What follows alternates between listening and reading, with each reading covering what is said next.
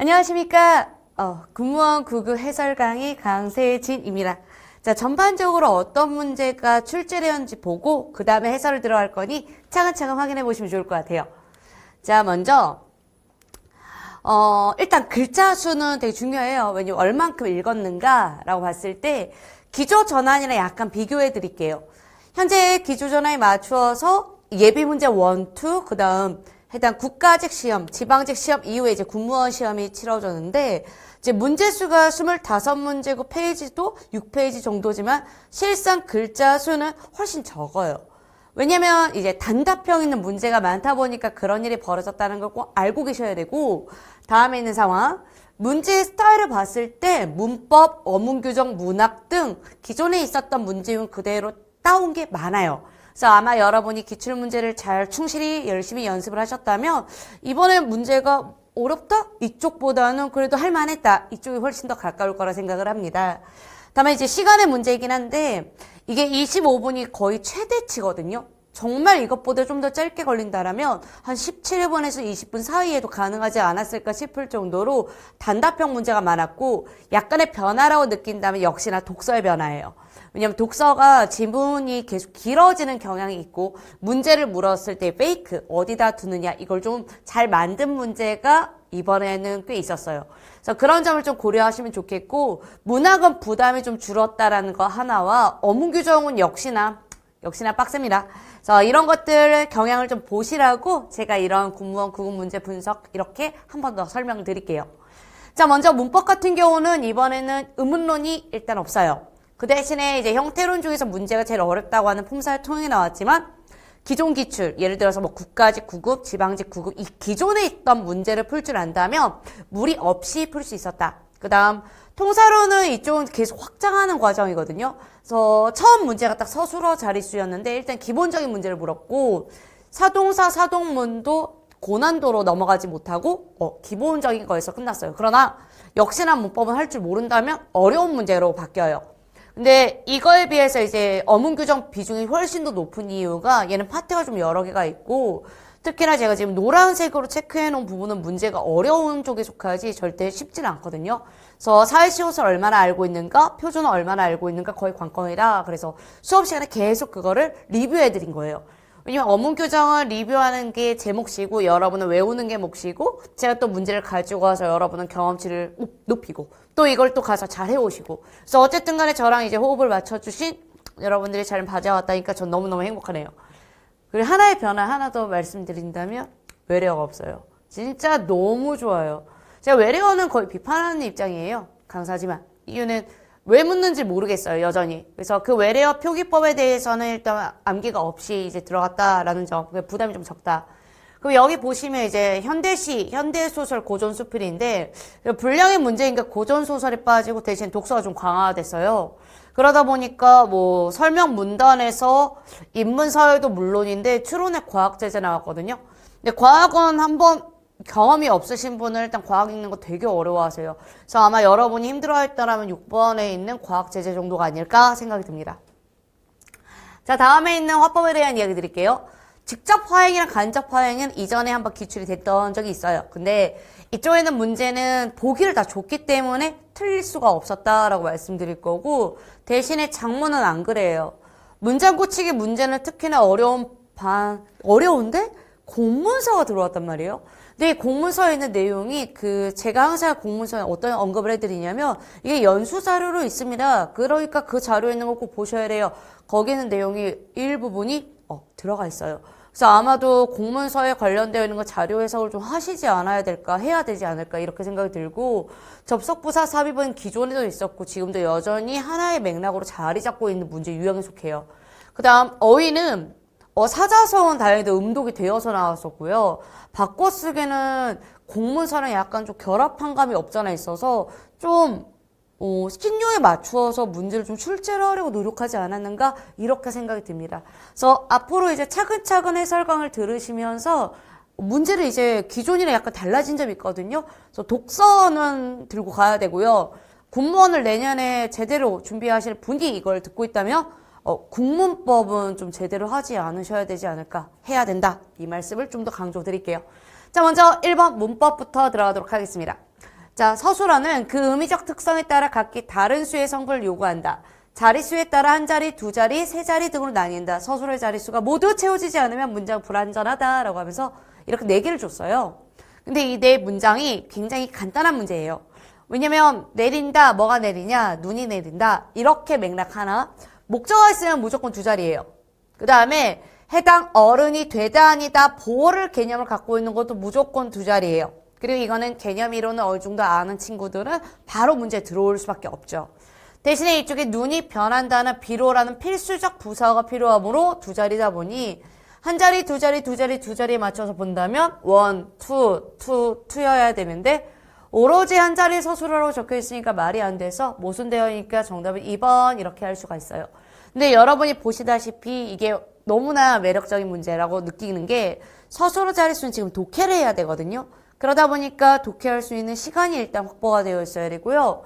이론은 암기해서 넘어가줘야 그 정도의 시간을 확보할 수 있어요. 그래서 그 점은 좀 조심했으면 좋겠고 다음에 이제 2번째 띄어쓰기 이야기 드릴게요. 띄어쓰기는 기존에 나왔던 문제예요. 예를 들어서 여기가 우리 고향인데 인심 좋아라고 하는 건 뭐 첫 번째 공간을 말한 것도 아니고 두 번째 경우나 이런 것들을 말하는 게 아니란 말이에요. 것이란 말도 어느 정도 뭐 상황에 대한 이야기인데 보통 이렇게 해서 문제로 풀기보다는 이렇게 공간처럼 특별한 의미가 아닌 이상 그 부사격 조사 애를 결합할 수 있냐 없냐 여부로 들어가는 게 제일 깔끔해요. 그럼 여기가 우리 고향이다, 인심 좋고 경치 좋은 곳이다 라고 하고 있거나 저분이 그럴 뿐이 아닌데 큰 실수를 하셨다 문장이 뜯어질 때는 연결어미라서 다 붙여야 돼요. 근데 그 책을 다 읽는데 3일이 걸렸다 그러면 그 상황과 이 상황이 다르다라고 말한 게 아니라 그거와 같이 시간이 어느 정도 걸렸다라는 개념으로 들어가서 유일하게 옳은 의존명사로 썼다라는 게 눈에 보이는 거죠. 그럼 이 맥락을 이해를 하신 분은 많이 먹기는 먹었다 하나의 상황, 살이 찌지 않는다의 상황, 이 2가지가 있는데 문장이 되게 부럽네요. 살이 안 찐다네. 그래서 정답 몇 번? 3번 이렇게 하시면 돼요. 그러다 보니까 이 첫 장을 장식을 하는데 문제가 쫙 빠져있잖아요. 군무원은요. 그래서 혹시라도 이쪽이 무서우신 분은 약간 독서를 풀다가 앞쪽에 잠시 돌아와서 약간 해결하는 게 좋지 않을까 싶습니다. 자, 다음에 있는 문제 3번 별표를 좀 쳐주시면 좋겠어요. 이유가 얘는 그 소관이라는 개념이 담당 부서가 어휘 대 어휘로 외우는 거예요. 근데 이게 소관이다라는 말을 우리가 안 쓰는 말이 아니라 거기에 속하다라는 개념으로 꽤 많이 쓰거든요. 그러다 보니 담당하는 말이랑 연결되죠. 근데 제가 이거는 공문서를 가르칠 때 담당이란 어휘 쪽에서 한번 언급한 적이 있다 보니까 확실히 연수를 받는 그 연수 자료는 좀 공부를 하는 게 좋을 것 같아요. 그래서 적절하다. 다음에 기는 저 기자도 좀 자주 쓰는 한자어인데 그 연수 자료에서 가장 많이 고쳐야 될 점을 거의 언급이 강조되다시피 계속 반복이 돼요. 그래서 이미 통보한 신종플루 대응 복무 지침을 철저히 숙지해라 라고 했으니 기랑 이미는 이제 연결이 된다라고 해서 단어 대 단어로 바꿔 쓰기 하는 건 암기가 좀 필요해요. 그 다음에 얘는 제가 황당했어요. 너무 밑줄이 많은 거예요. 그래서 감염 확산 방지에 철저를 기하여 주시기 바란다 라고 하면 굉장히 어려운 한자를 썼잖아요.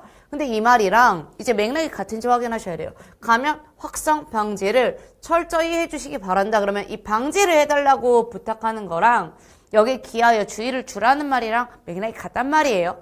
그러니까 굳이 어려운 한자어 쓰지 말고 올바르게 쓰자라는 의미고 저희 감염 확산 방지를 위한 적기 조치는 적절한 조치를 의미하지 아직 하지 않은 예방 조치를 말하는 게 아니란 말이에요.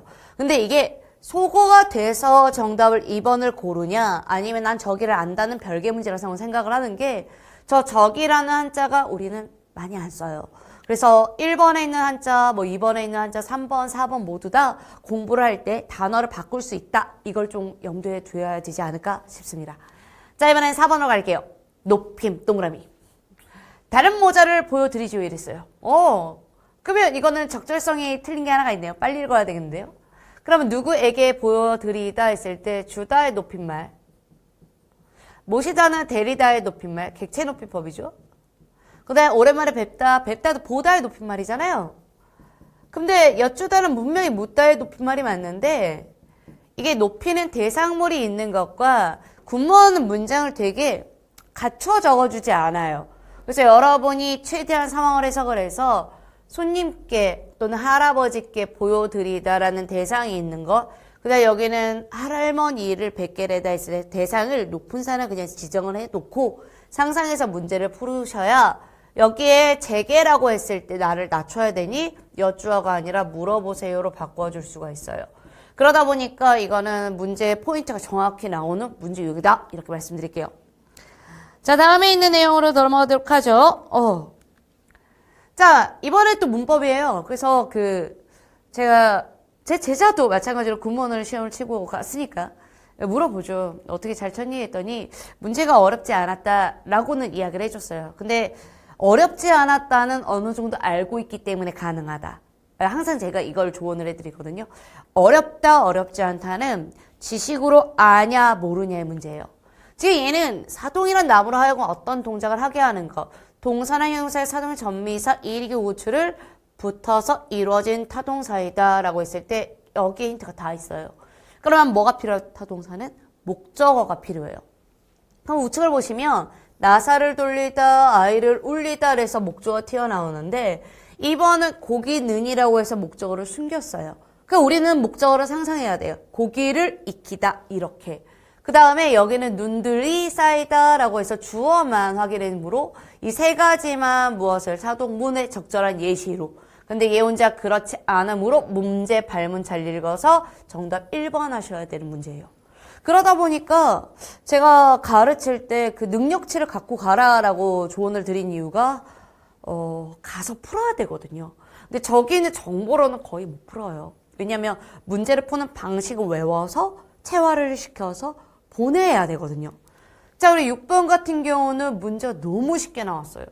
자, 막다라고 했었을 때 리을로 시작하는 기역, 미음, 피읍, 굴 좀 그만 파라고 하는 이 굴, 리을로 시작하는 기역, 리을로 시작하는 미음, 리을로 시작하는 피읍. 왜 이런 걸 외우겠어요? 나도 별로 안 좋아해, 나 암기하는 거. 근데 필요한 것들은 해야 돼요. 원래 겹받침은 둘 중에 하나만 발음 되거든요. 근데 얘가 어떠한 규칙에 의해서 우측만 이런 개념이 아니다 보니까 리을로 시작하는 기역, 미음, 피읍은 우측으로 외워주세요 라고 하는 거고 그렇지 않은 애들은 무엇으로 해당 내용 앞에 맞추어서 발음을 하는 게 정석이죠. 근데 표준 발음법은 의문론이랑 달라요. 왜냐하면 언제나 예외가 존재할 수 있다 보니까 그러합니다. 그래서 얘 같은 경우는 기어로 시작하는 어미가 아니다 보니까 정석대로 발음한 거고요. 얘는 해당 여기에 포함하기 때문에 비읍으로 고쳐서 된소리 되기를 해야 되고요. 그래서 여기가 틀렸죠? 얘는 완전히 예외 단어예요. 리을로 발음해야 되는 게 원칙인데 그냥 밥으로 무조건 읽어야 되므로 밥지라고 읽어야 발음이 맞습니다. 그다음에 여기 있는 건 할다 아니에요. 그래서 리을로 읽어서 쌍디귿. 그다음에 여기 적절하게 이제 틀린 부분이 눈에 보이니까 답이 나오는 구조죠. 이렇게 문제를 풀다 보면 쉬운지 안 쉬운지 알게 되는데 문제 난도가 어떻게 될까가 진짜 가늠이 아예 안 됐어요. 저도 여러분과 동일하게 시간을 맞춰서 문제를 풀거든요. 근데 저는 일단은 애들한테 선생님 문제가 괜찮았습니다 이 말을 들어버려서 마음이 그 정도가 좀 내려가 있는 상태로 문제를 임한 게 맞아요. 그러다 보니까 제가 애들한테 어떠한 편견도 안 생기게 먼저 말하지 말아라고 하지만 어쩌겠습니까? 애들이 말하고 싶은 건데요.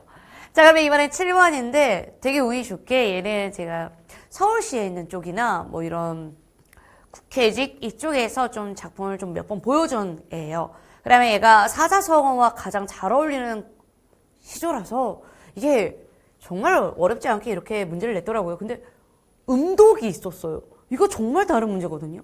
자, 안분지족 정답이에요, 얘가. 왜냐면 이따 해석해 드릴 거예요. 박학다식은 내가 지식이 많음을 자랑을 해야 되고요. 욕석부달은 내가 욕심이 많은데 다다르지 못할 때 벌어진 일이에요. 그럼 주제가 너무 명백한 거예요. 그 다음 강풍명월은 알잖아요. 헷갈리려고 일부러 낸 거. 근데 이게 얘랑 다 차이점이 있다라면 강풍명월 같은 경우는 벗으로 삼을 만한 자연의 모든 것들을 이야기를 하는데 여기는 화자의 태도가 좀 나와요. 그러면 산수간 바위 아래 띠집을 짓는다 했을 때 초가집을 사치라고 말하진 않죠.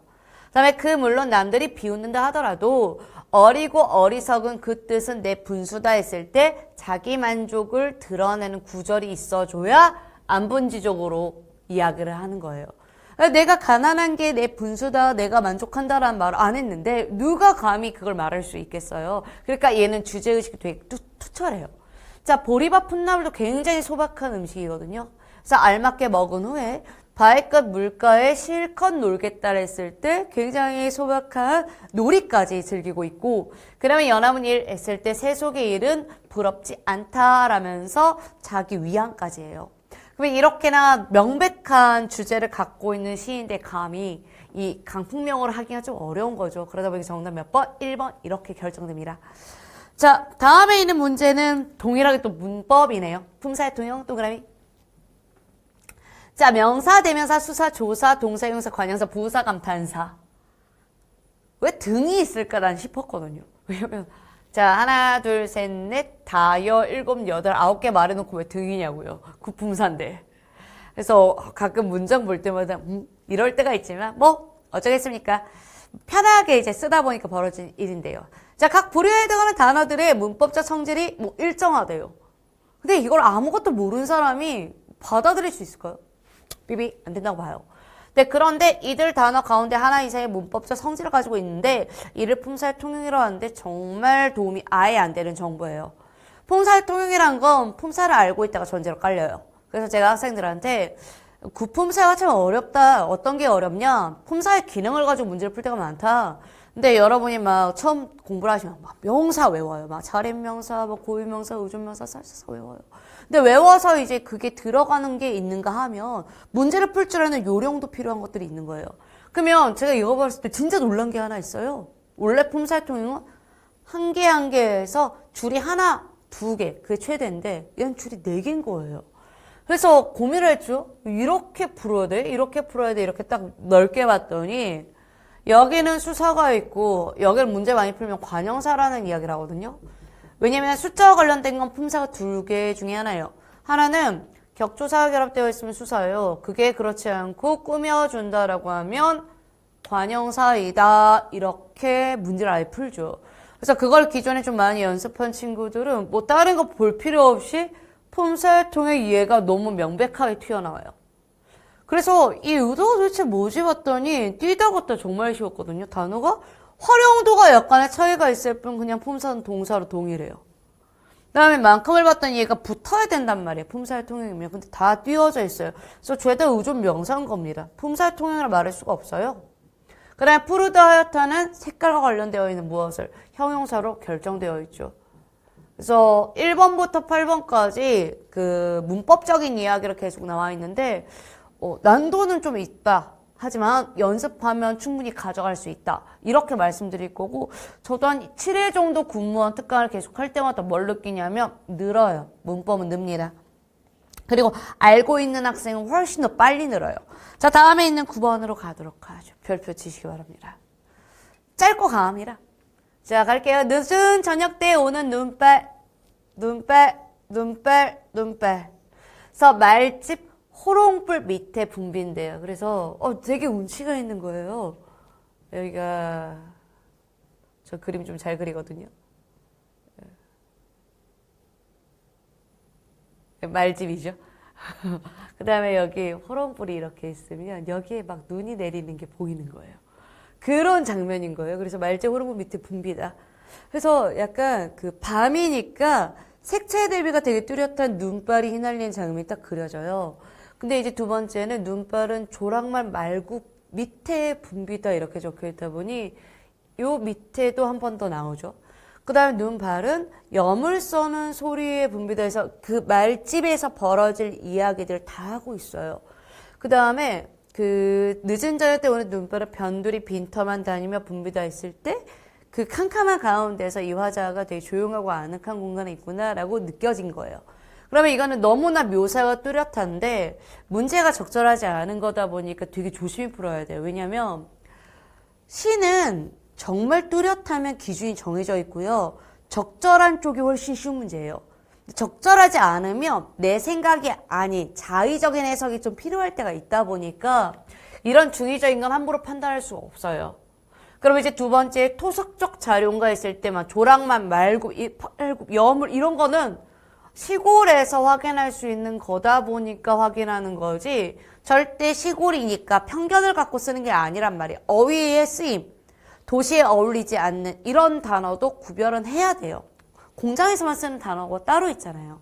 그럼 여기에 유사어구의 강조와 했을 때 유사어구? 동일한 어구거든요. 그래서 일단은 의심을 했고 하나 영탄적 어조는 정말 어려웠어요. 왜냐하면 이게 반복되면 영탄의 기미가 사실 보이는 게 이론적인 부분인데 다 다로 끝났기 때문에 차분하게 묘사하는 듯한 느낌이 되게 강한 게 있거든요. 그래서 이쪽도 세모입니다. 그리고 여기에 동일한 통사구조의 반복은 확실하기 때문에 이렇게 두 개가 지워지고 이제 일상으로 바뀌어요. 그 과연 이 저녁 때 또는 어떤 걸 눈, 발 중의적으로 할 수 있는 게 뭐나 있을까 이렇게 고민되니 뭐 여기에 있는 저녁 때를 보고 이제 진짜 저녁이냐 아니면 밥을 먹을 그 저녁 시간이냐 이렇게도 해석을 할 수가 있고 눈, 발이라고 했을 때 막 휘몰아치는 눈의 여러 모습을 말할 수도 있고 진짜 의인화해서 눈, 발이라고 말할 수도 있고 또 발처럼 써서 이게 마치 우리가 그 커튼 치듯이 그렇게도 표현이 돼요. 근데 지금 이 아래에 있는 건 유사어구의 강조가 있어야 된단 말이에요. 근데 그게 아예 없어요. 동일어구의 강조라서. 그러다 보니 조금 더 답 같은 애가 바로 3번이다 보니까 9번은 좀 고민하셨을 거라고 생각을 합니다. 만약에 고민 없이 들어갔더라면 운이 좋았으면 답을 맞췄을 거라고 생각을 하고 아니면 공부를 많이 하신 분일수록 중의적 표현 한번 고민하게 되어 있거든요. 이거는 고민하셨을 때 기준 좀 많이 명백하셔야 돼요. 그래서 다이어 쪽 해석이나 비유적 해석이나 이런 기준들이 있어야 되니까 제가 방금 했던 것을 꼭 기억을 해주면 좋을 것 같아요. 자, 다음에 이제 10번 문제로 가도록 하죠. 제가 문법이 끝난 줄 알았더니 또 나와요. 네, 그래서 구무원 문제는 뭔가 전략적으로 풀 수가 없어요. 그냥 순서대로 쭉 푸는 게 적절하다라고 보거든요. 그러다 보니까 제가 아까 말씀드렸다시피 약간 무서우시면 독서 좀 풀 다음에 들어오시면 돼요. 그러니까 이런 전략은 왜 생각하냐면 시간 내에 그 시간만큼에 내가 최선을 다해서 문제를 맞춰야 되고 그 다음에 가장 좋은 점수를 얻어야 되는데 이런 단답형 문제가 많으면 사실 시간을 다 벌어요. 그러면 여기 햇님이 반갑다 그럼 지식이죠. 님이 접사는 말이에요. 그러면 시옷을 쓸 수 없어요. 그 다음에 이렇게 거센 소리 될 때도 쓸 수 없어요. 그래, 이 두 가지인데, 아랫입술은 예시로 여러 번 봤기 때문에 윗입술이랑 세트였고요. 저 윗문장은 정말 문제를 잘 만든 거예요. 왜냐면, 아랫문장이 없는가 했을 때 문장의 위아래를 따진다라면 뭐 있다라고 볼 수도 있거든요. 그렇지만, 해당 내용은 애초에 사이시옷을 쓴 합성어로 볼 수가 없다 보니까 윗띄고 문장으로 마무리 지어야 되고 단어에 등재되지가 않았어요, 사전에. 그러다 보니까 정답 몇 번? 3번으로 아래라는 고유어랑 입술이라는 고유어 그 다음에 발음을 할 때 아렌, 니은과 닙술 이렇게 했을 때 니은 소리가 나는 것. 그래서 이런 과정들 때문에 어쩔 수 없이 무엇을 사이시옷을 표기해야 됩니다 라는 게 사이소리 현상이죠. 자, 다음에 있는 문제 11번 진짜 별표 쳐야 돼요. 이거는 별표 3개 하세요. 기존에 없던 유형이에요. 그리고 여기에 적혀있는 문장들은 국가직과 지방직을 대비한 친구라면 여러 번 봤어요. 그래서 그 공무원을 준비할 때 제가 이런 고민을 했단 말이에요. 이 공무원은 문제 은행식으로 어쨌든 개발을 한다고 생각을 하는데 그 변화 과정에서 뭐 문학은 당연히 들고 갈 거예요. 근데 변화가 어디에 있냐 명제와 공문서 이 두 가지 크게 좀 더 넓게 본다면 독서의 다양화 이렇게 말할 수 있거든요. 그러다 보니까 공문서는 이 국가직과 지방직을 준비를 했는가 아닌가를 한번 여쭤볼 수가 있는데 조심스럽게. 근데 우측이 어휘에 대한 해석, 저 거버넌스는 국가에서 그 연수자료를 배포한 내용의 단어로 배치되어 있어요. 그래서 저기에 대한 개념. 근데 외래어 문제를 공부하는 게 아니다 보니까 맥락 추론. 그런데 얘는 띄어쓰기. 얘도 띄어쓰기 문제예요.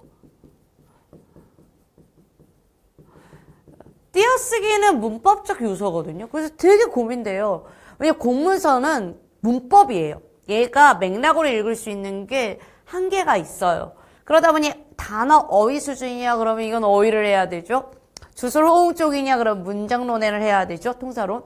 그 다음에 이제 띄어쓰기 이제 어문 규정해야 되죠? 그러다 보니까 제가 공문서 때문에 문법을 해야 되냐 말아야 되냐 계속 고민이 들 수밖에 없어서 이번에 공문서는 좀 체계적으로 문법까지 1차를 가르치고 문법으로 넘어오고 그 다음에 장문적인 성향을 갖고 있는 문장도 해석해드리고 어휘까지 커버해야 되겠다라고 아예 목적지를 정해놨어요.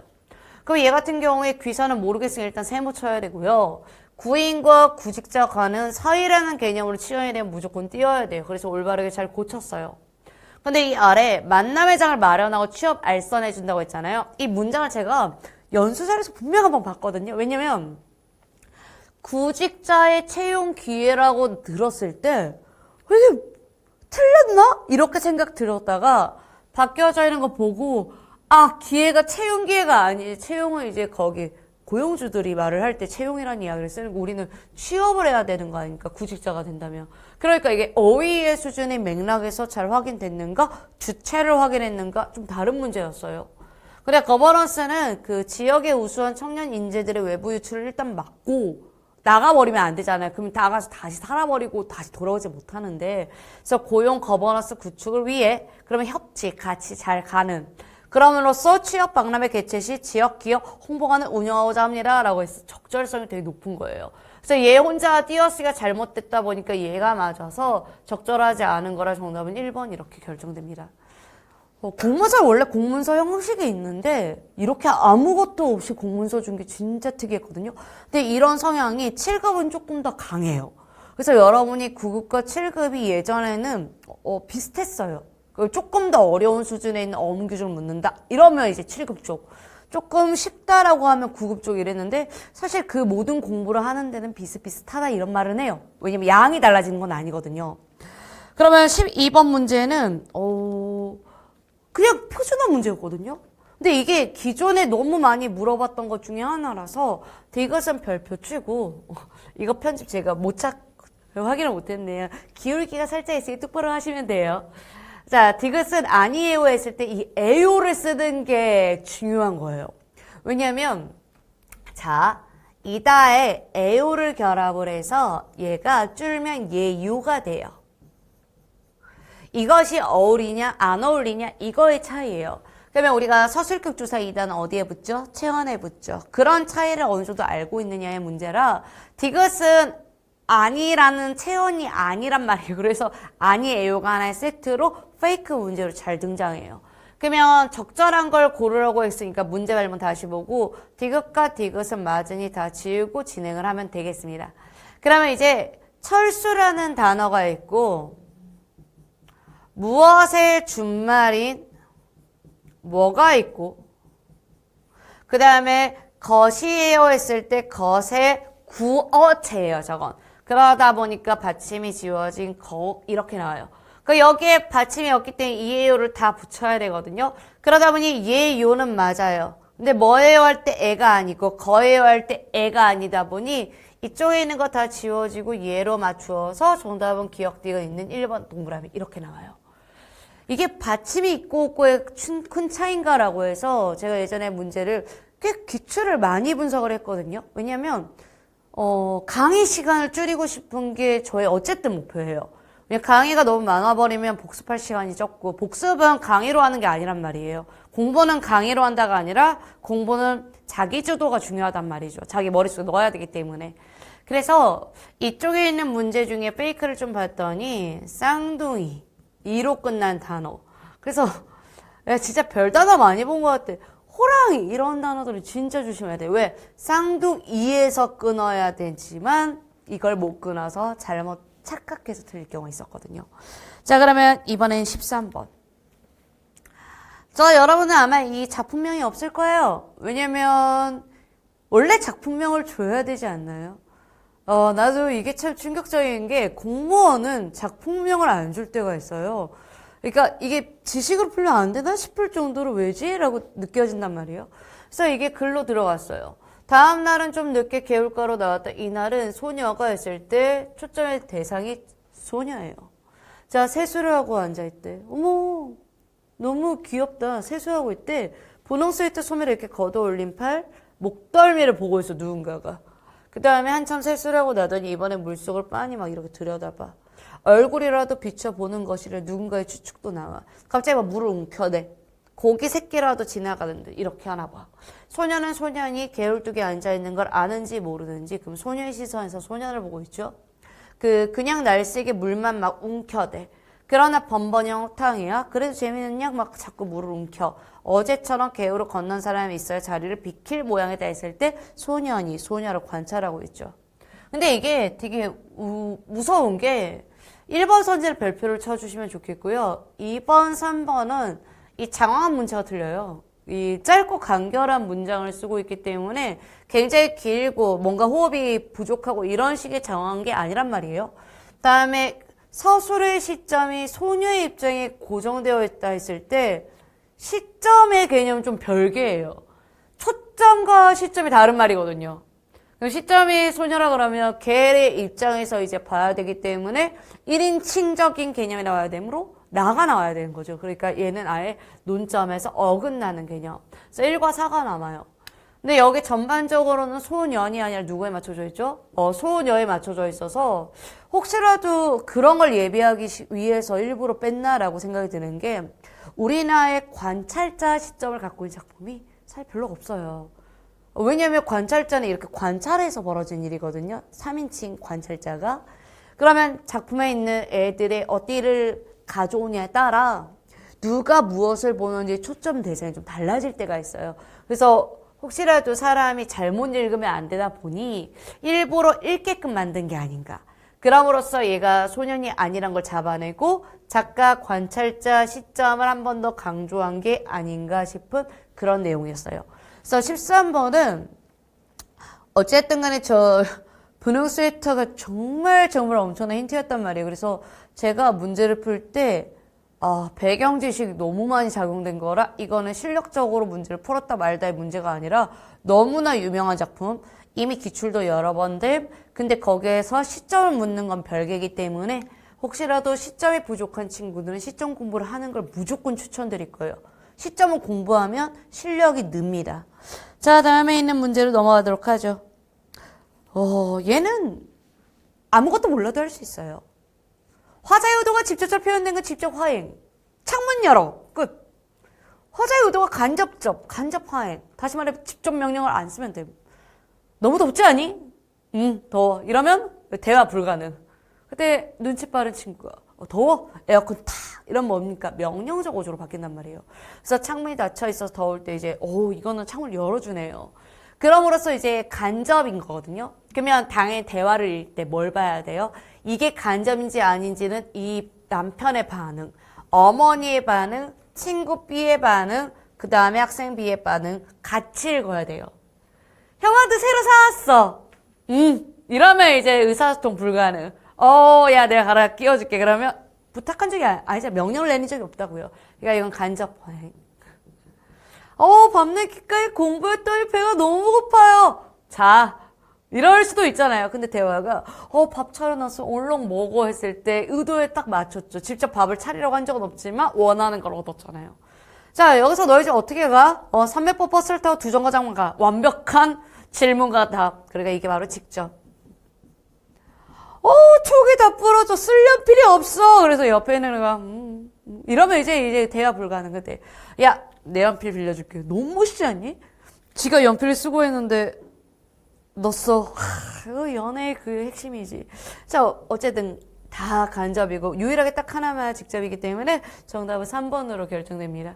그래서 그 화법 이론이 되게 무서웠어요. 제가 이번에 국문원 가르칠 때 얘들아 화법 이론이 어려운 게 아닌데 이게 문제를 차근하게 보이면 대화다, 담화다. 그래서 기준이 나올 거고 그 점을 좀 많이 고려해봐라 라고 이야기를 드렸지만 실질적으로 문제 풀 때는 화법은 거의 어렵지 않아요. 다만 공손성의 원리라고 해서 걔는 배우셔야 됩니다. 그래서 제가 화법은 이론을 따로 가르친 이유가 대비는 하셔야죠. 문제를 풀어야 되니까. 그래서 14번은 화법의 이론 쪽에서는 할 만한 쪽, 그리고 직접 가셔도 문제 풀 때 무리 없는 거. 다음에 있는 문제는 로마자인데 정말 너무 고마웠어요. 이유가 다 줬거든요. 그래서 읽으신 분은 풀 수 있어요. 로마자란 라틴 문자라고도 하며 세계에서 가장 쓰이는 문자래요. 그래서 영어를 포함한 대부분의 유럽 언어를 기록하는 표준 문자이며 유럽인이 정착한 곳과 그 밖의 나라에서도 쓰인대요. 그래서 국어를 로마자로 표기할 때는 이라고 하면 철저하게 세계화를 위해서 쓰는 거겠죠, 이건. 근데 나는 아직도 외래어 표기법과 마찬가지로 로마자 표기법은 이렇게 증거를 주면 조건형 문제니까 상관이 없는데 이걸 따로 외우라고 하면 왜? 라고 생각이 드는 입장이에요. 그러면 갑창부터 하나씩 풀러 들어갈게요. 살풀이 발음 적으시고요. 고비 다 강릉 다 적길 바랄게요. 자, 갑천은 갑천이니까 뭐 더 쓸 게 없어요. 그 지금 조건이 기역, 디귿, 비읍은 모음합 초성이란 소리죠. 필기. 자음 앞이나 어말에서는 종성이란 소리예요. 그럼 KTP 그러면 여기에 갑천이라 했을 때 초성이니까 G, 종성이니까 P 제대로 썼는가 확인하라는 소린 거고 여러분이 GDB와 KTP가 구별이 안 되면 이미 문제는 갑천에서부터 말린 거예요. 근데 제가 진짜 궁금한 게 이게 모음이 페이크가 원래 있거든요. 근데 그쪽이 없어요. 그래서 리을은 모음 앞에서 이렇게 나와 있고 R, 자음 앞이나 어말에선 L, 그리고 유음화는 L을 조심해라 라고 적혀 있고 다음에 이제 3번이 적혀 있는 거예요. 내가 황당한 게 그럼 이게 발음에 대한 것이다 라는 걸 알려줘야 되는데 결국에는 조건은 줬으나 다양히 유의점은 보되 결국에는 알아야 풀어요. 왜냐면 여기에 가가 있을 때 A가 있는 거 확인됐고 치읓이 CH인 것도 알고 푸는 거예요. 어가 이온 것도 알고 풀고 N이 니은 것도 알고 풀고 그래서 오케이. 그래서 제가 그 수능과 관련되어 있는 것도 이런 유형의 문제가 좀 많단 말이에요. 그러면 걔네들은 문제를 어떻게 내냐면 딱 거기에 주어진 조건만 보게끔 나와요. 그러다 보니까 여기에 있는 것과 여기에 있는 게 거의 변수가 없어요. 근데 얘는 내가 모음을 뭐 알고 받침 있는 거 확인했죠 하나, 초서로 간 거 확인했죠 알화가나, 오케이 이거는 조건에 맞추어서 잘 냈어요. 딱 고비도 초성에 있는 거 하나, 초성에 있는 거 하나, 오케이. 그 다음에 이제 리을이 시작된 거예요. 그럼 누가 봐도 저대로 잘 썼는데 우리가 답을 뭘 고르겠어요? 모르는 CH 이런 걸 고르는 거지. 그래서 얘 같은 경우 발음을 적어놓고 니은의 발음을 합니다 라는 걸 알고 있어야지만 가능했다. 페이크를 쓸 거라면 G를 K로 바꾸셨어야죠. 그래야 우리가 답으로 가죠. 그래서 정답이 몇 번? 4번 이렇게 될 수는 있습니다. 그러다 보니까 로마자는 해야 된다 해요. 로마자는 왜 문제가 어떻게 나올지 모르고 변수도 너무 많아요. 자, 이번엔 16번. 이 문장 고치기 정말 많이 강조했어요. 왜냐면 해야 되는 거니까. 자, 가을 들어서는 주문이 밀려 생산 라인이 24시간 가동되어졌다 지우시고요. 이중피동은 어떻게 한다? 가동되다.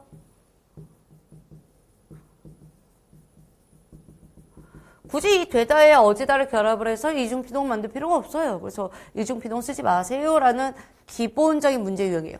그럼 이제 2번은 딱 보시면 작은 형 나왔죠. 아버지 나왔죠. 누가 높아요, 누가? 아버지가 훨씬 높죠. 그러니 아버지 께서라고 고쳐야 되고요. 아버지가 해도 상관은 없어요. 왜냐면 우리나라는 높임법이 맨 마지막 것만 잘 지키면 되거든요. 허용이에요.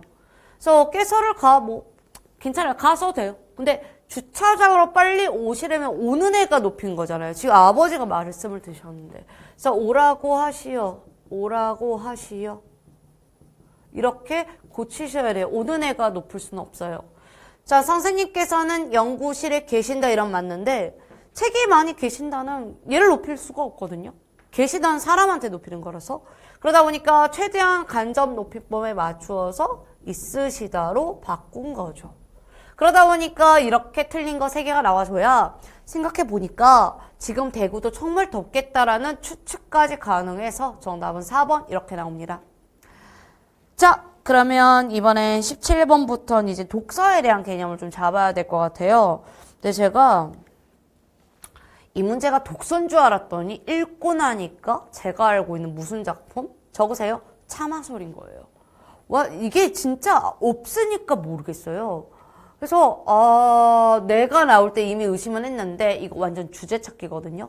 근데 주제 찾기죠. 그 다음 말이 제가 이렇게 단답형으로 적혀 있는 걸 좀 혐오하는 편이에요. 그래서 전부 다 문장을 바꾸시면 돼요. 힘과 권세, 허무함을 말하였다. 소유의 진정한 의미가 무엇인가에 대해서 말을 하였다. 겸손과 지혜의 소중함을 말했다. 근심을 이겨낸 방법을 말했다. 자, 내가 집이 가난할 말이 없다. 가끔 빌려서 탄다.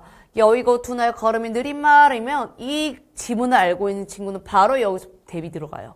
그래서 제가 문학은 경험치입니다라고 이야기를 드린 이유, 막 독서도 경험치인데 다 경험치야 사실.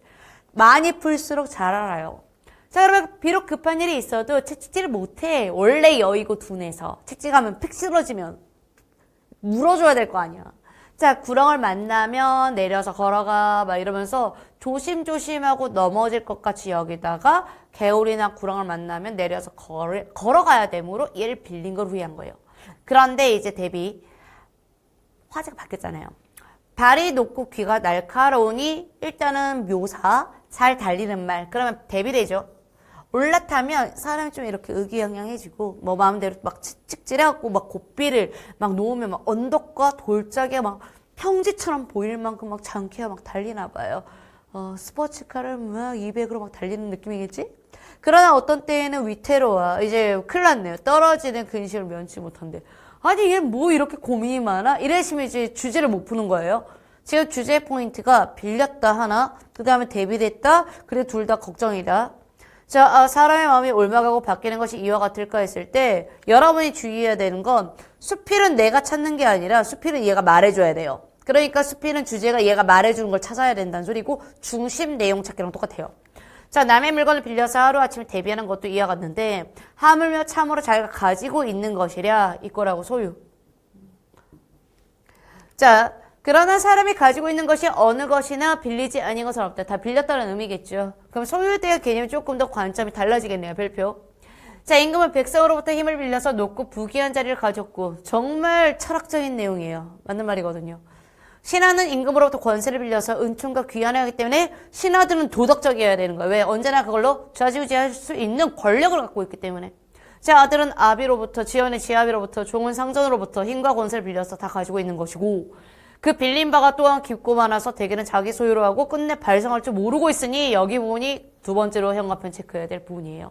그러면 소유라는 개념에 다시 한번 맹철한 비판하고 있는 화자의 모습을 볼 수 있죠. 작가의 모습을. 그러다가도 작간사에 그 빌린 것이 도로 돌아야 되면 만방의 인근도 외톨이가 되고 많은 재산을 가진 집도 외로운 신하가 되니 하물며 그보다 더 미약한 자야 뭐 말할 게 있겠는가? 다 똑같다. 자, 맹자가 일컫기를 이제 중심 나왔습니다.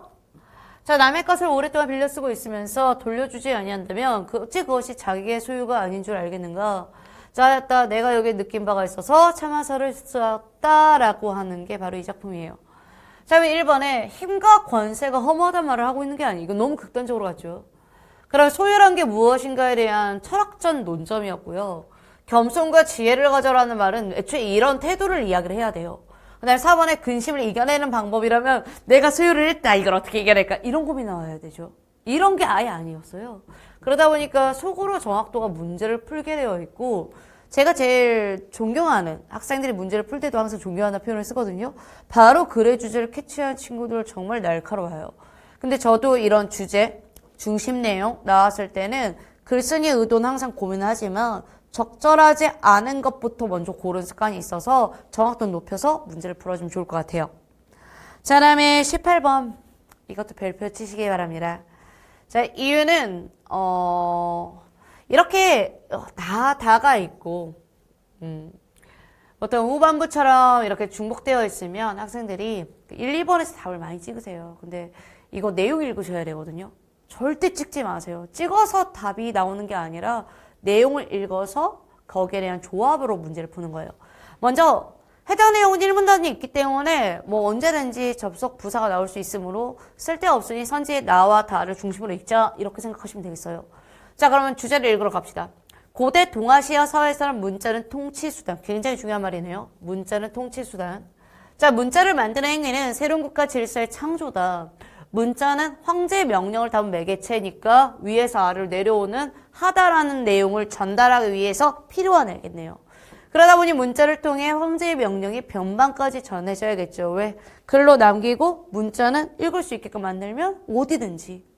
그럼 말하자면 문서행정 시스템이 시황제의 천하통일 이후로 국가 통치의 기본이었다 이렇게 적혀있는 거 아니겠어요?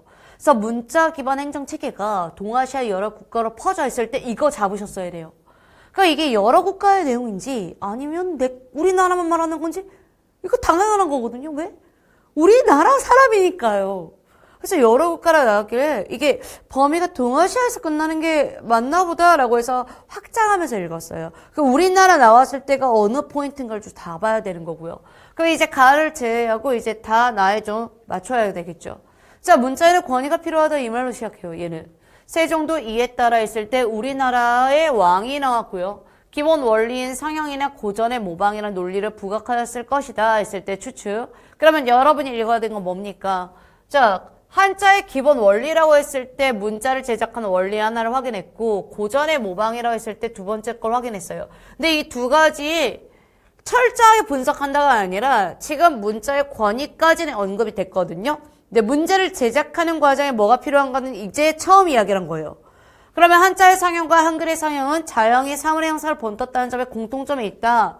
세부적으로 차이도 만만치 않다라고 이야기를 했죠. 그러면 이제 주요 내용이 여러 국가라는 동아시아국에 이어서 조금 더 좁혀서 문자에 대한 권위에 더불어 한글과 한자를 비교하고 있는 상황이 벌어져요. 특히나 무엇을 중심으로? 상형. 이게 나예요. 자, 근데 다는 그럼에도 불구하고란 말이 나왔단 말이에요. 그럼에도 불구하고. 근데 이게 접속의 표현에 대해서 말씀드린다면 앞에 어떤 상황이 나왔어야지만 말이 되는데 만약에 권력에 대한 이야기 말을 했다면 그럼에도 불구하고 권력에 대해서 무슨 말이 나와야 되거든요. 근데 뒤에 있는 내용이 한글의 발명자가 굳이 상형이라는 단어를 사용한 것은이면 상형이라는 내용이 먼저 나와줘야지만 쓸 수 있어요. 그러다 보니 다는 절대 초반에 나올 수가 없고 나를 잡고 제가 그 다음 뭘 읽었냐면 결론으로 뭐 내려야 될까? 이걸 보는 거예요. 자, 그러면 이왕 읽은 거 다 읽죠. 자, 다름 아니 동아시아 오랜 문자 전통에서 기하는 것이 아닌가 한다. 그래서 굳이 상형에 맞추어서 대왕님이 상형을 이야기를 했다라면 동아시아 역사성의 정통성이 아닌가라고 글쓴이가 추측하고 있죠. 그래서 한글이 한자와 제작 원리가 동일하다는 점을 강조하여 한글도 옛 성현들이 만들어낸 문자와 근본적으로 다르지 않음을 보이고자 했다 했을 때 이쪽이 강조돼야 돼요. 왜냐면 문자는 권위라고 했잖아요. 권위는 권위자한테 얻어와야 될 거 아닙니까? 그래서 세종의 논리를 통하여 우리는 한글에 담긴 동아시아의 문자 이데올을 읽어낼 수 있었다로 결론을 할 건지 이제 이 문제예요. 아니면 이 나에서 다를 같이 있는데 이 가가 결론을 맞는 게 맞는지. 그래서 이제 가를 읽었어요. 한자의 상형 뜻의 세계에 관한 것이래요. 그러면 주목하고 있는 게 한자로 되어 있잖아요. 한글이 아니라. 자, 산의 뜻이 산의 형상, 그러나 한글은 이러한 뜻의 세계와 관련이 없다. 차이점이 들어갔네요.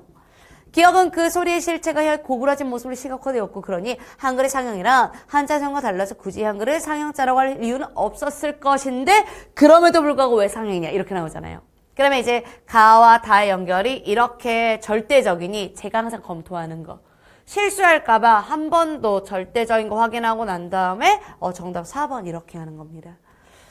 그 절대적 논점이라는 게 이 전개 순서는 필요해요. 근데 제가 정말 어렵게 문제를 푼 것들은 저게 잘 안 보일 때예요. 그래서 내용을 내가 뭐 전제를 어떻게 깔았나? 2차 조건을 어떻게 깔았나? 결론은 무엇을 말하고 싶은가? 항상 이걸 조심한 게 문제 스타일마다 좀 다르거든요. 그래서 여러분이 18번 문제 풀 때는 제가 지금 풀었던 동아시아에서 시작을 해서 한글과 한자에 대해 나왔고 그럼에도 불구하고 포인트를 잡아 앞뒤의 내용을 배치해야 된다. 이렇게 결정을 내리면 좋겠습니다. 자, 다음에 있는 문제 19번인데 좀 깜짝 놀랐어요. 너무 짧아가지고 설날의 대표적인 세시 풍속으로 차례다 예시. 각 가정에서 아침 일찍 제사상에 설 음식을 두루 갖춰놓고 차례를 지내라 이렇게 적혀있는 거예요. 그래서 분류는 못해요. 여러 종류가 나와줘야 이걸 이렇게 여러 개가 나와야 이렇게 분류해주거든요. 기준이 나오고 없어요. 비교하려면 2개 이상 대상이 필요하고 정의는 A란 무엇이다. 피정의와 정의항의 문제예요. 그래서 정답 몇 번? 2번 이렇게 하시면 되겠습니다.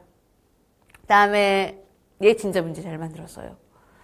제가 그 독서가 문제 잘 만들었다의 기준이 뭐냐면 적절하게 꼬아져 있는가 그거를 찾는데 시간을 충분히 허비할 수 있도록 맥락을 잘 잡아서 냈는가. 그 우측에 패하는 황제를 간접했을 때 돌려보는 부분이 하나가 있었고 저하는 폐하, 정하 등과 같이 공통점을 보는데 기준이 있는 문제, 정말 잘 만든 문제들이에요. 자, 합하는 왕족이 아닌 사람에게 쓰는 호칭 중에 있을 때 포함관계도 굉장히 까다로운 포함관계. 각하는 폐하, 전하, 저하, 합하 중 가장 위계가 낮은 했을 때 가장이라서 높을 줄 알았지만 사실상 순서정에서 낮은 쪽 변수. 그러다 보니까 같은 일체 불일치라도 제가 문제를 정말 잘 냈어 얘들아 라고 하는 건 그만큼 변수를 두어서 변별을 따졌다 이렇게 가시면 돼요. 그러면 그만큼 시간 투자를 하게 되어 있거든요. 그러니 국어는 시간 투자를 얼마나 했느냐. 거기에 거의 당락이 결정되는 거고 앞에 지식이 부족하다는 받아들이고 공부를 다시 하셔야 되는 거예요. 왜냐면 그쪽은 공부하면 느는 개념이니까요. 자, 각하라는 단어는 이제 폐하, 전하, 저하, 합하 등과 함께 조선시대에 사용된 경칭 중 하나였다라고 이야기를 했어요. 자, 먼저 황제에게는 폐하라는 경칭이 사용되었는데 폐하란 돌, 계단, 아래라는 뜻이래요. 그래서 황제를 만나는 사람은 폐하라는 호칭을 통해 내가 돌, 계단 아래에 있다라는 것을 황제에게 알린대요. 그러면 지금 제가 머리를 어떻게 돌리고 있죠? 폐하에 대한 개념을 잡는 거예요. 폐하. 그러면 제가 적어도 표식을 한다면 여기 부분에 일단 1차 스타트가 있고 돌, 계단 아래에 있는 거 한 번 더 하는데 얘가 지문 쓴 사람의 직을 통해서 한 번 더 정리해줘요. 그럼 폐하를 통해 저는 돌, 계단 아래에 있습니다. 라고 황제에게 아래는 거죠. 자, 이렇게 폐하라는 경칭의 화자가 청자를 직접 높여보는 게 아니라 있을 때 이제 설명이 나왔죠. 그럼 폐하에 관련된 두 번째 특징이 나오니까 알파 개념인 거예요. 그러면 여기에 청자를 직접은 당연히 XP고 다음 뭘로 돌려야 되죠? 간접인 거죠. 직접이 아니니까. 스스로 자신을 부름으로써는 방식이고요. 결국은 상대를 부르게 되는 거고요. 결국 간접적 방식이니까 확실하게 나와 있죠, 내용이. 그러면 직접 부르지 않는다와 간접적으로 부른다는 말을 이꼴로 해도 무리가 없는 문제이기 때문에 우리는 여기에 좀 더 주목을 하시면 문제 하나가 해결이 돼요. 자, 하자가 들어가는 경칭 모두 이렇게 자신을 불러 결국은 상대를 부르게 되는 간접적인 방법으로 작동한다라고 했으니 하에 대한 전체 공통점이 있다 보니까 분리는 해놨어요. 그리고 문제는 풀어야 돼요. 자, 공모할의 특징은 문단마다 선지가 하나씩 배치되어 있을 가능성이 높아요. 왜냐면 이쪽에 만약 꼬기 시작하면 그때는 아마 문제를 풀고 후기를 적을 때 곡소리를 내요. 왜냐면 헷갈리기 시작을 하니까. 그래서 여기 있는 문제들은 약간 패턴이 좀 되어 있는 게 1차니 문단을 읽었는데 바로 그냥 계속 이어서는 가지 마시고 연결해서 빨리 풀 수 있는 거 빨리 끝내는 게 낫습니다. 그럼 폐하는 황제를 간접적으로 높여 부르는 호칭이라 했을 때 일단 1차 예시는 끝났죠. 자, 다음에 이제 이 문단. 전하, 경칭은 왕이나 왕후 등에게 사용되었다. 황제가 아니네요. 이들이 전하라고 불린 이유는 궁궐 내에 전으로 끝나는 이름을 가진 정각들이 바로 이들의 공간이었다. 여기부터 여기까지 연관표 체크하시고 전하에 대한 이유를 하나 알려줬어요. 자, 그럼 즉 왕이나 왕후는 전 위에 있고 나는 전 아래에 있기 때문에 전하. 그러면 아까 돌계란 아래 돌계란 개념이 나오랑 똑같죠. 그래서 전하 다음은 저하라고 했으니까 잠시만 분리시켜 놓고 저는 궁궐 내 정각의 명칭이 아니고 세자가 사는 큰 집을 의미한다라고 적혀있기 때문에 분리만 잘 시켜놓으면 돼요. 그래서 저하는 조선에서만 사용된 표현으로 세자의 신분을 가진 사람에 대한 경칭으로 사용했다라고 했으니 저하는 완전히 별개였죠. 그래서 이 두 번째가 저하가 나와 있는 거예요. 그래서 궁궐의 정각이라고 하면 이제 물음표가 떠죠. 왜냐면 궁궐의 정각 관련된 걸 만약에 같다라고 하면 문장 자체가 같다라고 나왔을 거 아니에요. 그런데 여기 궁궐 내 정각의 명칭은 아니고 라고 나왔으니 누가 이거를 놓치겠어요. 그래서 이거를 원래 문제를 풀 줄 알던 친구는 하나씩 백킹해서 이렇게 왔다 갔다 했을 거고 아닌 친구는 이제 버리고 나중에 확인했다가 다시 찾는 상황이 벌어지는 거예요. 그래서 기출 해설을 왜 들으라고 하냐면 문제 푸는 방식 때문에. 그럼 계속. 자, 다음 위기의 경칭은 합하래요. 그래서 합하는 왕족 중 서열이 높은 사람이 기거하거나 정성이 진물을 부는 건물이 합의 아래라는 뜻이라고 했으니 완전 별표 쳤어요. 이유가 왕족 중 서열이 높은 사람이라고 했을 때 왕족의 개념이 일단 있거든요. 그리고 정성은 왕족이 아니기 때문에 별개로 분리시켜 놓은 것 같아요. 그래서 귀족의 경칭 중에 가장 낮은 위계를 가진 것은 각하라고 적혀 있고 아래 각하의 각 또한 궁궐의 건물 중 하나로라고 지금 공통점을 계속 언급하고 있고요. 왕세손이 기거하거나 정이품 이생 고위 관료가 업무를 볼 때일 때 계속 왕과 왕이 아닌 이런 걸 계속 구별하고 있단 말이죠. 문장이. 그 다음 왕족이 아닌 산호에 쓰는 가장 높은 경칙은 하파라고 한 번 더 강조를 했고 각하는 그 다음 위계를 가진 사람이니까 낮은 쪽의 이야기를 한 번 더 언급을 다른 말로 바꿔줘요. 그래 이렇게 끝나요. 자 그러면 이쪽에 있는 문제를 풀 때 하파는 왕족이 아닌 산호에 쓰는 호칭 중 가장 높은 거 저 마지막에 그대로 적혀 있어요. 그러니까 적절하고 각하는 폐하, 전하, 저하, 하파 중 가장 위계가 낮은 호칭이기 때문에 마지막에 한 번 더 있죠. 그러다 보니 해당 내용 공통점이 아니다 보니까 정답 몇 번? 2번으로 끝이 나요. 근데 이게 진짜 독서가 마지막에 있으면 정신이 1도 없어요. 그래서 제가 여러분께 그 문법이 힘들면 독서 먼저 푸세요라고 하는 건 독서가 자신 있는 친구들은 하시는 게 나아요. 왜냐면 정확도가 되게 높고 문제도 되게 잘 풀리고 그 상태에서 헷갈린 문법을 처리하는 거거든요. 자, 다음에 이제 문제는 21번으로 갈 건데 이거는 진짜 발문 별표치 붙였어요. 이유가 중심 내용 페이크는 아셔야 되거든요. 선지가 적절해 보여요. 왜냐면 중심 내용은 화자가 말하고자 하는 바를 말한 거지 일치브리치로 접근한 게 아니거든요. 그러다 보니까 중심 내용의 뭔지는 주제를 푸는 거라서 글의 집중력이 끝까지 다 좋아야 돼요. 그러면 외국인 학습자에게 발견할 수 있는 한국어 발음의 오류는 크게 두 부류. 그러면 한국어 발음의 오류를 안다는 팩트예요. 이걸 어떻게 할 건데는 주제인 거고. 그래서 두 부류라니까 하나는 뭐냐 했더니 하나는 의사소통의 실패로 이어지는 발음 오류. 오와 어의 구별이 어려워서 이촌과 이천을 잘못 알면 야 극과 극인데를 가겠네요. 이천은 우리나라에서 밑에 있는 경기도 이천을 말한다면 더 밑으로 내려가셔야 되고 이촌이면 용산 근처를 말하는 건데 발음 하나로 끝나잖아요. 그러니 이거는 이천을 잘못했을 때 기억과 키역의 구별이 어려워서 그림과 크림을 할 때는 상황 맥락상 그게 헷갈리지는 않을 거겠지만 이 사람이 의사소통에 문제가 생긴다는 예시로 둘 다 든 거예요.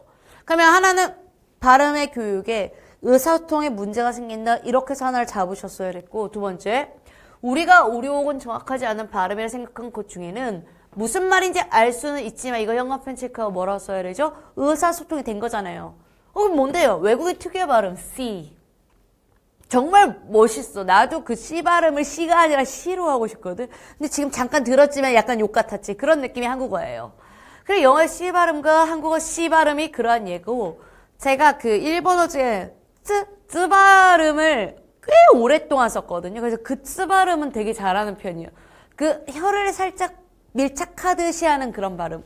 그러면 우리가 외국인이 철수 C라고 했을 때 이 C라고 발음하면 듣기에는 어색하도 그래도 뭐다? 의사소통은 된다라는 거죠. 그러면 지금 여기까지는 의사소통의 여부에 따라서 두 가지가 됐으니 발음 교육은 뭘로 해야 됩니까? 주제는 아직 해결이 안 됐어요. 자, 이렇게 두 가지 오류를 구별하는 것은 발음 교육 목표 설정에 큰 영향을 미친다. 자, 만약 발음 교육의 목표를 한국 사람처럼 발음하는 것을 정하게 되면 앞서 언급한 외국인 말투도 교육이에요. 그런데 외국인 말투는 특별히 의사소통에 문제가 생기는 것이 아니거든요. 그러니까 의사소통에 문제가 되는 요소들에 집중하여 발음 교육해야 한다고 하면 우리는 한국 사람이 듣고 이해하는데 문제가 되지 않는 수준의 발음, 의사소통에 문제가 되지 않는 수준의 발음, 이게 바로 목표이다라고 한 번 더 짚어주죠. 다음, 성인이 되어 외국어를 배울 때 그 언어의 모은 화자처럼 발음하는 능력을 기르는 건 거의 불가능해요. 그럼 이런 점을 고려한다면 발음교의 목표 또한 한 번 더 고민해봐야 되지 않겠는가 했을 때 이미 고민해서 답은 나왔죠. 이 글쓴이의 말. 그래서 의사소통의 실패로 이루어진 발음 오류를 우선으로 하여 발음 교육이 이루어져야 한다가 이 글의 주장이었고 그러다 보니 정답 1번으로 끝나는데 이걸 일치불일치로 풀고 계신 분은 반드시 발음 다시 보셨어야 될 거예요. 왜? 성이 된 후에 외국어 학습에서 모화자와 같은 발음을 가지기 어렵다 있는 내용이에요. 외국인 특유의 발음도 발음 교육의 목표에 포함시킬 필요가 있다 있는 내용이에요. 근데 이게 주제가 아니잖아요. 자, 한국어 발음 교육의 목표는 관점에 따라 계속 바뀌어왔다 했을 때 관점에 따라라고 한다면 견해가 나와야 되거든요. 근데 그런 걸 잘 모르겠어요. 그러다 보니까 이게 일치불일치 풀면 OOOX 이래서 정답 4번 하신 분 계시면 문제 안 읽으신 거예요. 중심 내용 문제 달라요. 일치불일치와 관련된 선지 있을 수 있다 없다? 있다. 자, 다음에 이제 22번. 황당했어요. 왜냐면 빈칸에 알맞는 말이라는 이 빈칸에 들어갈 말은 보통 초반에 안 주거든요. 그래서 이걸 읽기 위해 정말 끝까지 잘 읽어야 돼요. 자, 우리가 뭐뭐라는 개념에 대해 형 이사학적 관점에서 무엇을 주장하든 간에 의지가 외부로 나타나는 형상의 인간행위, 그것은 여타의 자연적 사실과 똑같이 일반적인 자연의 법칙에 따라 규정이라고 적혀 있을 뿐 내가 이제 문제를 풀 수가 없어요. 이거에 따라 이렇게 된다라는 판단 관점만 있는 거잖아요. 그래서 역사는 이러한 현상을 설명하는 것이며 라고 했을 때 역사 이꼬랄 만한 게 도대체 뭔데? 라고만 궁금증이 생겼고 그러한 현상들의 원인이 아무리 깊숙이 감추어져 있다 하더라도 우리가 역사에서 인간 의지 나왔고 아까 반복되는 거 자유가 발휘되는 긴 안목으로 고찰해 본다면 우리는 그 속에 어떤 규칙적인 진행이 있음을 발견할 수 있으리라고 기대할 수 있대요. 이 빈칸 추론이 반전 없이 내용이 그대로 적혀 있다 보니까 자연의 법칙 말하는 것도 아니요. 인간의 길을 말하는 것도 아니요. 개인의 계획도 아니요. 오로지 의지의 자유 외에는 없다. 이렇게 나온 게 후반부의 내용이에요. 그래서 이제 그 다음을 이제 문제를 풀려고 읽어봤더니 이제 다음 이제 A랑 B잖아요. 이제 이쪽으로 넘어왔죠. 자, 얘가 이제 문제가 되는 게 이 A와 B는 이 내용을 읽다가 벌어진 내용이라서 하나 검토해야 되는 게 앞쪽에 있는 이쪽에 있는 것부터 이쪽에 있는 것까지 상황 판단을 다시 해야 돼요. 상황 판단. 그래야 그런 데가 맞는지 상황 역적, 상황 전환이라고 적어드릴게요. 그래서 이유가 맞는지 아니면 그렇지 않은지 이런 걸 좀 고려해야 되는 거죠. 근데 문제는 역접이나 전환 쪽이 문제가 정말 쉬워요. 그래서 독서 다시 할 거예요, 이거는요. 자, 우리가 땡땡이라는 개념에 대해 형 이사학적 관점에 무엇을 했을 때 자유의 의지라고 아까 알려줬잖아요. 의지의 자유. 그래서 의지의 자유를 쓸 거예요. 무엇을 주장하는 의지가 외부로 나타나는 현상이다. 인간의 행위다. 그리고 그것을 여타 자연 사실과 마찬가지다. 그래서 역사는 이런 현상이다. 의지의 자유를 갖고 있고 그것을 어떤 행위를 보여줬고 현상들의 원인이 아무리 깊숙이 감춰져 있다 하더라도 인간 의지의 자유가 발휘된 게 우리의 역사일 것이다. 어디로 가자, 어디를 정복하자, 우린 먹고 살아야 된다. 아주 기본적이지만 영토가 확장되지 않으면 우린 결국 식민이 될 거 아닙니까? 그러니까 왕의 선택, 왕의 목표 이런 것들이 역사겠죠. 자, 긴 안목으로 고찰해 본다면 우리는 그 속에 어떤 규칙적인 진행이 있음을 발견할 수 있으리라고 기대할 수 있다. 각 개인에게 얽혀져 있고 불규칙적인 것 보이는 것도 인류 전체를 관점에서 보면 비록 느리기는 하지만 지속되고 있는 근원적인 소질의 발전의 점을 인식할 수 있으리라는 것도 기대할 수 있다예요. 그런데 지금 일단 느낌이 화제가 전환되면 안 돼요. 도가 나왔기 때문에. 그래서 이쪽이 아닌가 의심을 하는 거죠. 다음에 이러한 예로서 결혼이라든가 예니까 같은 맥락, 또 여기서 비롯된 생명의 탄생과 죽음 등의 예시, 이들은 인간의 자유로운 의지에 크게 좌우되는 거죠. 왜냐면 애를 낳아야지만 낳죠. 애를 안 낳는데 어떻게 내 의지가 아닌데 어떻게 낳아요, 이걸. 자, 그런 사건들의 수량을 미리 계산할 수 있는 어떤 규칙에도 종속되어 있지 않은 것처럼 보인다. 자, 그 다음에 얘예요. 분명히 여기에 아는 것처럼 보인다 했을 때 이걸 읽어야 되거든요. 그 다음에 딱 나온 게 큰 국가들의 연간 통계 자료에 의하면 그러한 인간사들은 변덕스러운 날씨가 불변의 법칙에 따라 전개되듯이 불변의 변칙에 따라 이러한다 그러면 같은 말을 반복한 거잖아요. 기준이 있다라는 거잖아요. 반대 내용이잖아요. 그러다 보니까 이쪽 풀 때 그렇지만을 읽어내는 친구가 정답을 골라낼 수 있었어요. 그래서 23번은 제가 문제를 풀었을 때 어떠한 느낌을 받았냐면 까다로웠다. 왜냐면 이 확실히 주제가 뚜렷하지 않고 그걸 빈칸으로 했고 다음에 이제 접속 부사를 확인하는 문제들은 정신의 멘탈이 깨지지 않으면 풀 수 있는 거고요. 멘탈 깨지면 이제 접속 부사의 문장과 상관없는 걸 읽게 되어 있어요. 그래서 저건 제가 아까 잡았던 문장들 잡고 난 다음에 진행을 하셔야 적절성이 되게 높을 거예요. 자, 다음에 24번 발표하셔야 돼요. 왜냐면 제가 얘는 제 문제를 좀 투자를 했거든요, 시간을. 자, 확산이란 물질의 농도가 높은 곳에서 낮은 곳으로 이동한다. 그래서 농도가 높다, 농도가 낮다. 확산이래요. 그래서 멸치 육수를 예로 든대요. 고맙네요, 되게. 멸치 안에 모여있던 물질이 바깥으로 나오면 농도가 옅어지고 희석된다 했을 때 얘랑 연결시켜서 문제 풀어야겠다를 갖고 있는 학생이 있는가 반면 날리는 학생도 있을 겁니다. 근데 과학은 정의와 특징의 예시가 곧 문제예요. 그 1차 기준이 끝났어요. 농도와 확산에 대한 개념이 문제로 나와야 돼요. 그럼 이처럼 물질들이 한 곳에 모여있지 않고 넓게 퍼지려는 것, 다른 말로 치환할게요. 엔트로피 증대 법칙이라 말하기도 한다고 했으니 다 같이 연결시켜서 문제풀로 들어가야 된다는 소리죠. 그냥 엔트로피 증대 법칙이 뭐냐고요. 전 상식이 없다고 얘. 그래서 여기서 엔트로피라 해서 얘가 알려준 거예요. 무질서한 정도를 나타내는 과학 용어. 이미 헬이에요. 알았어. 왜 무질서를 왜 굳이 용어로 만드는지 모르겠지만 하겠다잖아요. 그래서 모여있지 않고 흩어질수록 무질서도 증대된다 했을 때 해당 내용 인치에서 증대에 대한 개념을 잡아내는 게 2차 조건이었어요. 자, 이런 학사는 크게 세 가지 요인에 의해 영향을 받습니다라고 해서 고마웠어요, 좀. 왜냐하면 이 세 가지 요인의 변수로 가지고 문제를 낼 거는 뻔하니까요.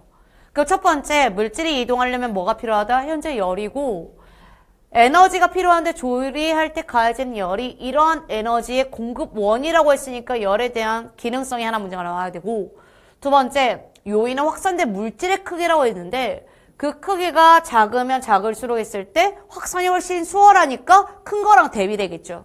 그래서 마지막 세 번째라고 했고, 요인은 확산되어가는 매질의 상태인데 매질이 뭔지 몰라요. 그러면 이쪽은 진짜 헬일 수 있으니까 예시를 꼭 같이 보셔야 돼요. 육수의 경우는 보통 그 매질이 물이다라고 했으니 해당 매질이 같냐 안 같냐의 차이로 문제를 푸셨어야 했고, 물질이 확산시키는데 큰 지장은 없다라고 적혀 있어요. 하지만 갈비찜처럼 유용한 맛성분들을 농도가 높은 육수에서 고기 안쪽으로 확산할 때 고기잖아요. 유체가 아니잖아요. 그러다 보니까 뭐다? 별도의 조치가 필요하다라고 적혀 있는 걸로 이제 마무리가 돼요. 그 이제 문제를 딱 풀러 들어갔더니 액체일 때보다 기체일 때, 야, 기체 말을 한 적 없잖아. 이렇게 된 거거든요.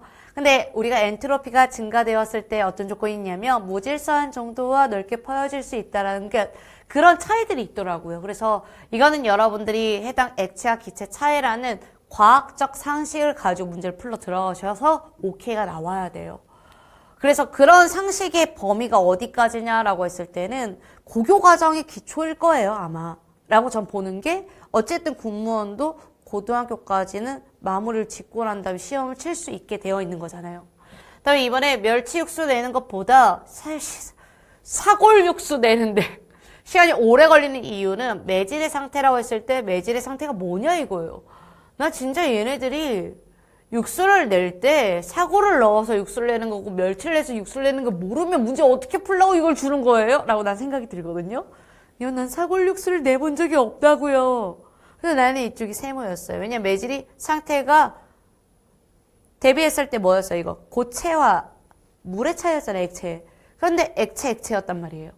다음에 이제 미지근한 물보다는 열이니까 이건 당연히 원하는 성분 제대로 얻을 수 있어야 돼요. 이게 첫 번째 조건이었죠.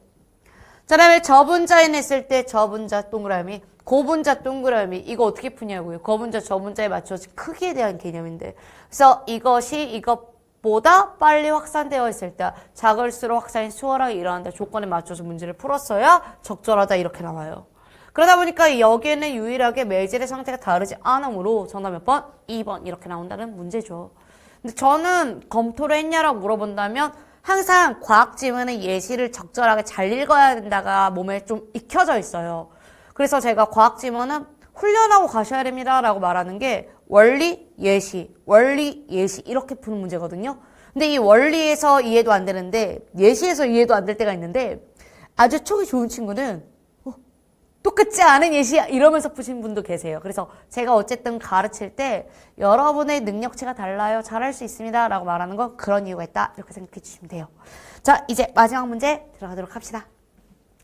금융회사가 영업정지나 파산 등으로 고객 예금을 지급하지 못하면 해당 예금자의 가계생활이 불안정해지고 국가금융제도 안전성도 큰 타격을 입는다라고 적혀있는데 조건문 문제네요. 금융회사가 영업정지, 파산했었을 때 일어난 일. 이러한 사태를 방지하기 위해 목적, 우리나라에서는 예금자 보험제도를 실시한다. 경제지문은 상황부터 판단하셔야 돼요. 불행한 상황이 벌어졌을 때 해결할 수 있는 방책. 이는 예금보험공사가 했을 때 주책 똑바로 읽으시고요. 별표. 평소에 금융기관으로부터 보험료를 받을 거 했을 때 금융기관이 이꼴 은행 이렇게 생각하시면 돼요. 이렇게 받는 겁니다. 기금을 적립해요. 금융기관이 예금을 지급할 수 없게 되면 이 상황이죠. 일정 금액의 한도 내에서 예금 보험금을 지급하는 제도를 누가요? 보험공사가요. 왜요? 걔네가 받았잖아요.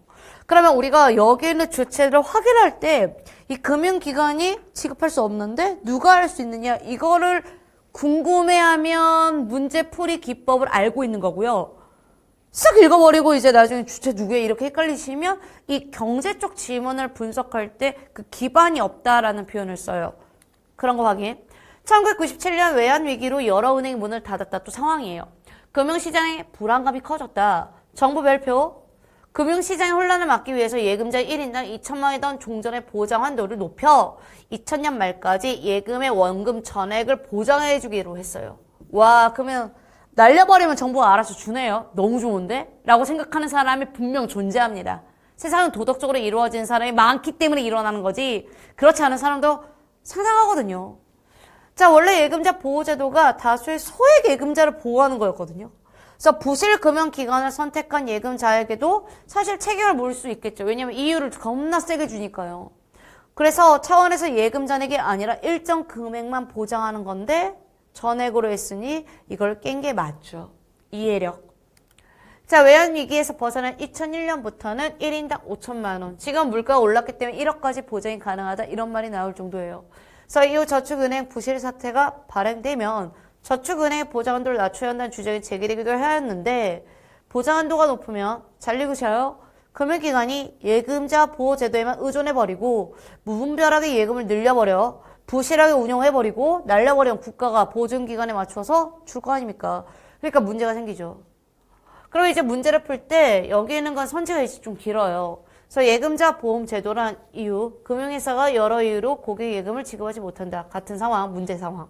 일정 금액 한도 내에서 예금 보험금을 지급하는 제도이다 했을 때 예금자 보험제도는 적절하죠. 정이니까.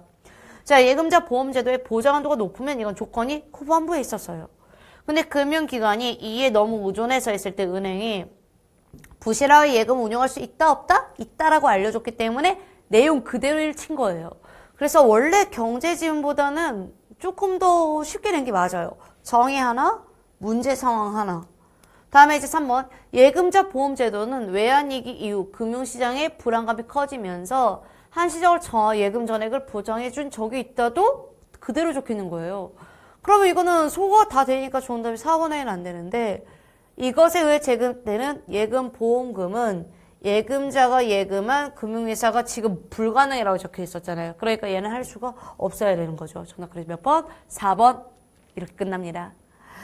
자, 우리가 이렇게 25개 맞추어서 해설을 했는데 제가 저번에 있는 것도 저저번에 있는 것도 계속 기출을 드리면서 느낀 게 시간이 25분까지는 사실 쓰진 않아요. 그래서 혹시라도 내년에 이제 준비를 하실 때는 독서를 조금 더 하시면서 진행을 하는 게 좋지 않을까 조용히 좀 부탁을 좀 드려보려고 합니다. 추천을요. 이유는 문제 스타일이 조금 바뀌었어요.